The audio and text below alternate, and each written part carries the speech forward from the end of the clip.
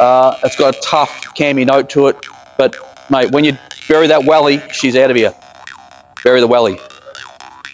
That's what I said. Bury the welly. You've f***ed me up now. Like, what? I'm not starting again. I'm going with bury the welly. Bury the welly. Yeah. You've not heard that before? You Australian?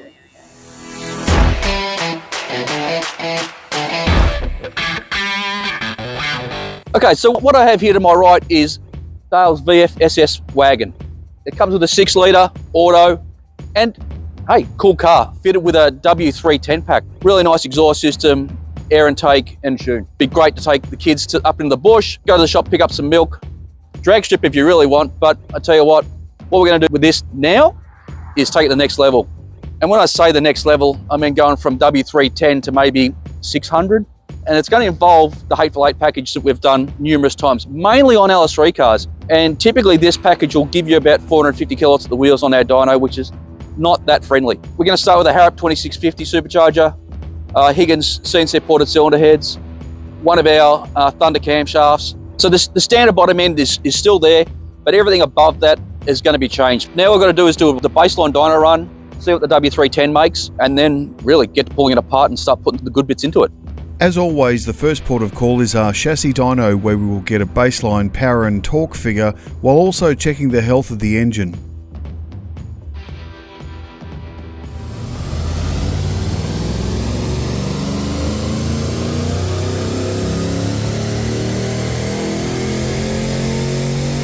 An impressive figure from the Walkinshaw W310 that's producing about 40 kilowatts at the wheels more than a standard Commodore 6-litre. Now it's onto the hoist to start the dismantling process.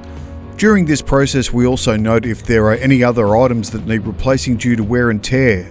Items such as pulleys, belts, worn gaskets and engine mounts, which we are seeing more often these days due to their age.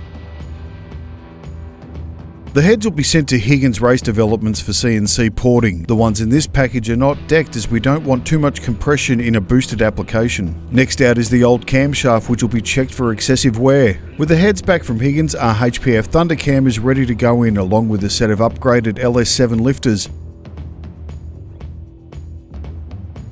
The heads with new double valve springs are torqued down to spec and will be complemented with an upgraded rocket trunnion kit. The Hateful Eight package utilises the massive Harrop TVS 2650 supercharger, which delivers an insane amount of torque at safe boost levels. This pump offers the latest in supercharging technology and uses the same Eaton TVS system as featured on the HSV GTSR W1 and the ZR1 Corvette. We now load a calibration file to get the car running before it's back onto the dyno for final tuning and validation.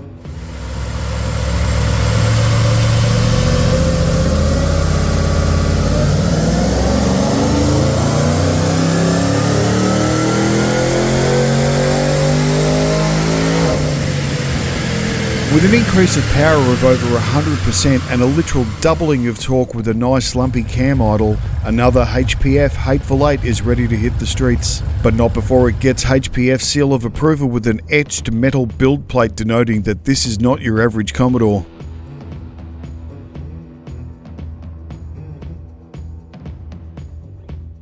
The result of this package has taken the W310 up to 600 kilowatts at the flywheel. In terms of real kilowatts, we've gone from 225 kilowatts at the wheels up to 459 kilowatts at the wheels. That's a serious gain. The car will still drive perfectly nice. You can take it to city tomorrow if you wanted to. It's got a tough cami note to it, but mate, when you bury that welly, she's out of here. From the outside, this car is going to look pretty much standard, or standard as much as the W310 package is, with the beautiful tips on the back, nice cami idle. Supercharger's not going to be over the top in terms of noise, but when you get up it, you're going to hear it, that's for sure. And then when you pull up a set of lights, nice little cami note. The customer's going to love it. For more information on all our Commodore packages, call us on 1800-GO-FAST or visit hp-f.com.au.